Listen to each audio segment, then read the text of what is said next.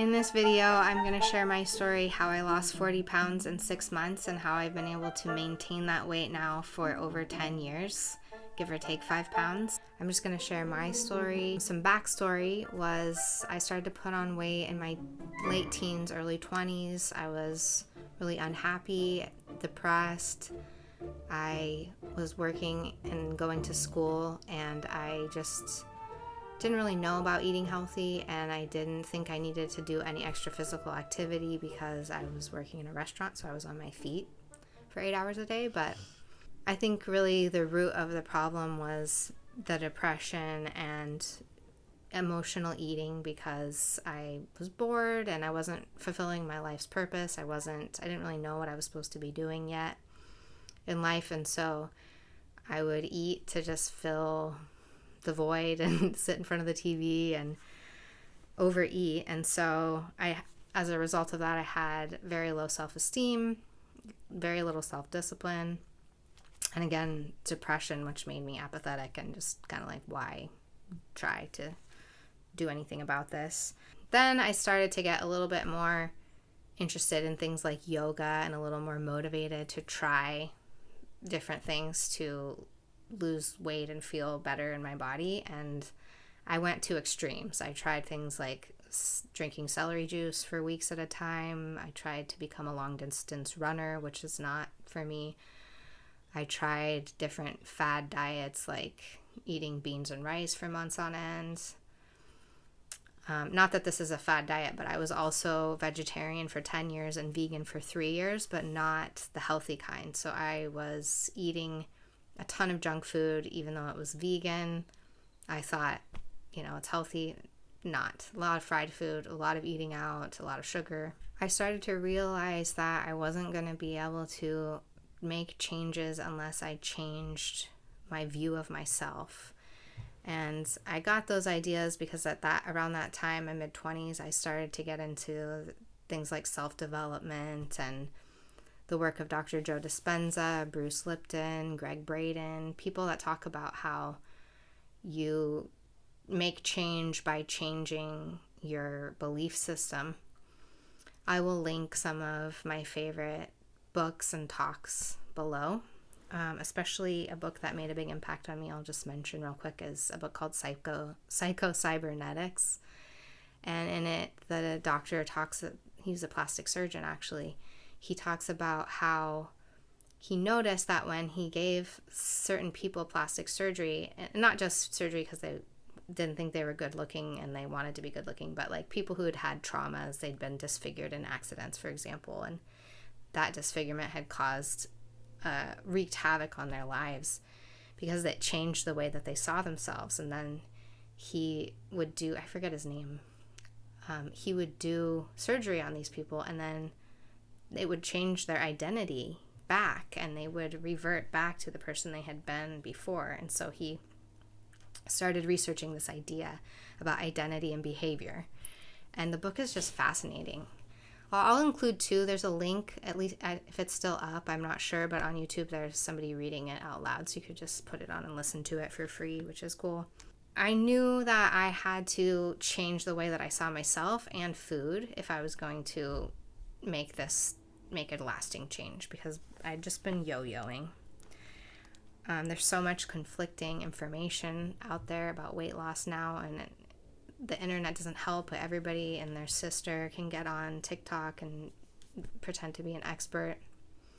I'll give you a little personal background. I am a doctor in acupuncture and Chinese medicine, so I do have a medical background. And what's unique about this system of medicine that I studied is that we're really focused on the root cause of illness, on identifying why somebody's getting sick and the patterns behind that. So in my practice, I know if we want to make change in the body, if somebody wants to lose excess fat and gain muscle, it's going to be essential to know why they put on the weight in the first place. Is this a metabolism disorder? Is this an emotional disorder, like emotional root cause? Is this grief? Is this a pattern they learned in childhood to eat when you're stressed out? There's a lot of reasons why people put on unwanted weight. Is it toxin buildup? That's another thing I'll go into further on in the video. I figured out that the extreme dieting and exercise protocols wasn't going to work. I knew I had to do it in a way that was not extreme. So I developed a plan, and I'm going to share that plan now. Firstly, it's about eating good food that tastes good, eating food that is nourishing. The second thing, I'll call them pillars. The second pillar is getting curious about detox, figuring out what detox is and why I need to do it. And the third pillar is making friends with physical movement. So I'll break those down now. So I started this plan with the main goal of eating whatever I wanted, but making it nourishing. It had 2 rules. The first was I couldn't eat out. That was a big change because I was eating out a lot. I couldn't eat out, but I could eat whatever I wanted if I made it myself. I did give myself 1 to 2 cheat days a month, usually around my period, where I would eat out, but even then it had to be really good ingredients. I couldn't just go eat like whatever crappy takeout. It had to be at a place that I knew like used organic, for example. And then the second part of that was the food that I prepared had to be the best possible ingredients. So it had to be organic. It had to be pasture-raised eggs or dairy. It had to be grass-fed beef, pasture-raised poultry. And this was a big change for me because it is more expensive to eat that way. But you can kind of justify it because if you're not eating out, you're saving a ton of money. So I would just reason that I was putting that money toward buying myself healthier food and preparing it myself. So I was doing more work physically, but I really wasn't spending more money. And the idea of this is all about learning to nourish yourself. I knew that I had a really messed up relationship with food. I had totally gotten off track about what food is and why we eat. It had become this emotional crutch. It had become an entertainment. And so I wanted to really get back to the basics and start to see food in a new way as the way that I nourish myself and literally build my body. You know that movie, Julia Roberts, it's Eat, Pray, Love? If you've seen it, she goes to Italy. She's having this kind of crisis, and then she's going through a divorce, and so she decides, she wants to go back to the simple things in life and get back to basics. So she goes to Italy. One of the basics of life, the foundations of life is eating. And so she's like, where do they know how to eat? She goes to Italy, and there's these scenes in the movie where there's like beautiful music playing and the bright colors, and it's like these, close-up shots of her plate of pasta and the fresh tomato sauce and the basil, and she's, twirling the noodles around her fork and taking a bite, and she's in heaven. And those scenes really affected me because it does such a good job of showing how food is medicine for the soul and for the body. So that was kind of my goal behind Pillar 1, was get back to basics with food, get back to understanding that food is for nourishment, that I don't have to have this weird love-hate relationship with food. I don't have to be at odds with food, or it's not my enemy. It's good for me, and how can I make it better? So for example, I'll just say it really quick. If I was going to I wanted a hamburger, right? If I was going to have a hamburger, instead of going to some fast food place and getting a hamburger, I would make myself my own, but it would be delicious grass-fed beef. It would be like a local bun from a shop here in town. It would be organic ketchup and mustard and fresh lettuce and just like the best possible burger that I could come up with, which would be better than some fancy restaurant even. So yeah, that's Pillar 1. Food can taste amazing and be good for you. Pillar 2 was get curious about detox. And this involved educating myself. This involved listening to a lot of podcasts and reading a lot of books. And lucky for me, I'm kind of nerdy that way. I enjoy learning. I'm nonstop listening to podcasts anyway, and YouTube. So that this part wasn't hard for me. If you aren't somebody that enjoys reading, I think the podcast format really helps. And nowadays there's so many out there. It's really easy to find somebody that you relate to, that you find interesting to listen to. This part was really about knowing that I needed to motivate myself. I knew that if I wanted to change my identity and change the way that I thought about food, I had to also know what's in our food and kind of scare myself a little bit. Like, did you know, for example, that there is a compound in the bread from McDonald's, like the buns, that is the same chemical as what's in a yoga mat, like what makes a yoga mat squishy. So like, I don't remember the name of it. I can look it up and link it in the description. But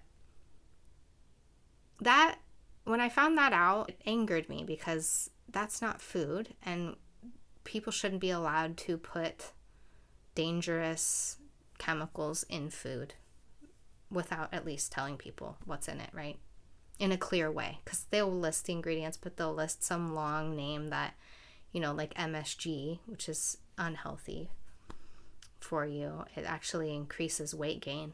If you want to make a mouse, if you're doing a scientific study and you have to make obese mice for the study because you're studying something about obesity, you feed the mouse MSG and it will make them obese. So this isn't something that should be in our food, especially if we're concerned about obesity in our country, in the US. So finding out that there's food companies that are actively trying to trick us into, or they're trying to trick us by feeding us things that enhance the flavor of food, but the food is actually really depleted of any nutrients. It's basically just like a chemical soup. Tastes good, but there's nothing in it that's good.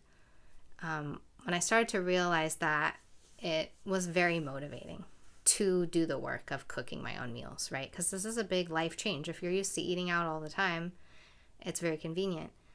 And going from that to cooking food all the time for yourself is a big change. But when you realize like what you've been eating and you're disturbed by that, that helps. That's a huge help. So just 2 quick things that I learned that made me want to continue on this road of changing my identity around food and fitness was that that fat is the principal storehouse for toxins in the body. So the body is so smart, it's so intelligent, and it will protect your organs, your lungs, your liver, your spleen, your kidneys from toxins by storing instead the toxins in your fat cells. This is why a lot of people really struggle to lose weight, especially if they're very obese, 100 pounds overweight, 150 pounds overweight.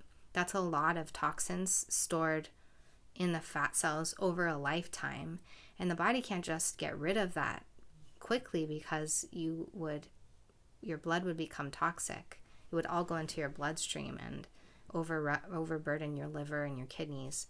There are ways to safely detoxify, and that is going to contribute to losing fat more easily, to your body being able to let go. And if you have questions about that, please reach out in the comments. I can do more videos about that, but it's kind of a lot to get into right now. The other thing I'll mention, this other detox concept that I found really motivating, was that hormonally, specifically with estrogen, there's these chemicals, they're false estrogens, they're called xenoestrogens. So in your body, they'll bind to hormone receptors, the estrogen receptors, and plug them up, but won't be delivering any estrogen. These hormones or these chemicals are found in plastics. They're found in pesticides and herbicides. Another reason that you really want to go completely organic if you can, as much as possible, because not being able to utilize estrogen messes with you on so many levels, and not just for women, but for men too. But for women in particular, this is going to make it really hard to have a stable mood. This is going to make it challenging to lose weight, to maintain a healthy weight. It's going to make it challenging if you're wanting to have a baby. So when you understand that detoxing is going to help you on a hormonal level, I think that can give you the oomph you need to make those changes as well. Some of my favorite methods of detox that I really got into in this process was heavy metal cleansing for the brain. Heavy metals like aluminum and mercury have an affinity for the brain, and so you can flesh that out. It's really fascinating. The cleanse that I was doing was from a brand called Quicksilver Scientific, and I don't have any kind of affiliate relationship with them or anything. It's just a brand that I really think they make good products, and that heavy metal detox was really powerful. I felt like it actually improved my eyesight. I felt like I could see colors brighter and my eyes were clearer after I did that, and my mental clarity was much improved. I also got into coffee enemas. Separate video on that coming. Really fascinating, the science behind that. It boosts your glutathione, I think by like 700%. I can't remember the statistic, but it stimulates the liver to produce its own glutathione. So really interesting there, and it gives you energy. It speeds up your digestion. And the last pillar is I knew that I had to make friends with movement. I had to look at this as a lifetime process. It wasn't a quick fix. It wasn't just like go on runs for a few weeks and then try to lose 5 pounds. This was like I wanted to be somebody who enjoyed movement. I looked around at fit and healthy people in my life, and I saw that they all had some kind of physical activity that they enjoyed. And this was a hobby for them. It wasn't like a chore. It wasn't something they did begrudgingly. I saw people, they love to play tennis or go rock climbing. They love to ride their bike. They love to walk their dogs. They love to do Tai Chi in the park, or even just be on a treadmill and watch their TV on the treadmill.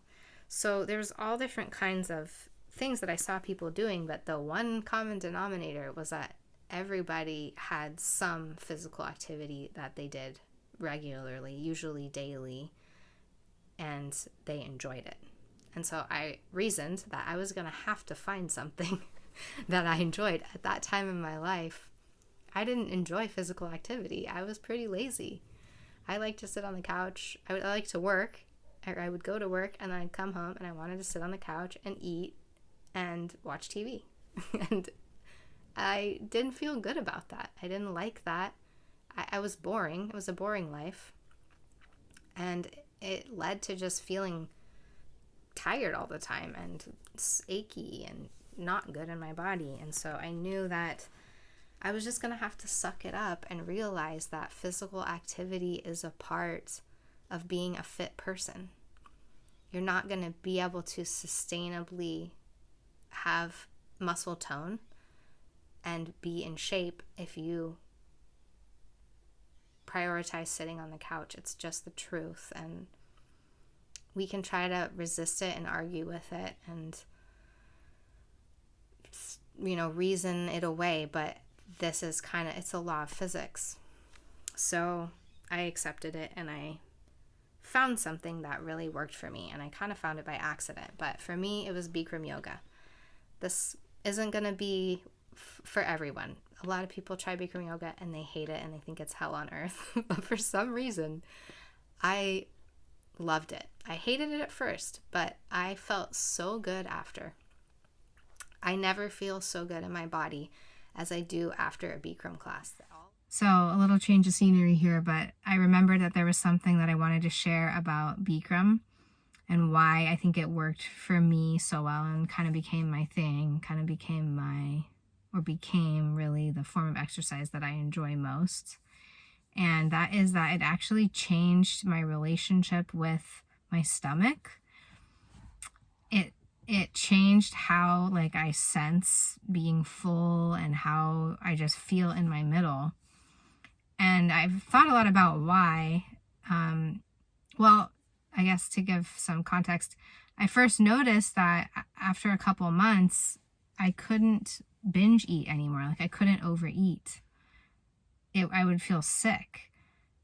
And I was happy about that, but I was also like, kind of like, what happened? Why all of a sudden did that change? And I realized that because in Bikram, there's a lot of back bending and forward compression postures. There's a lot of twisting, like deep postures that are held for, a longer amount of time. It's not like a vinyasa flow class.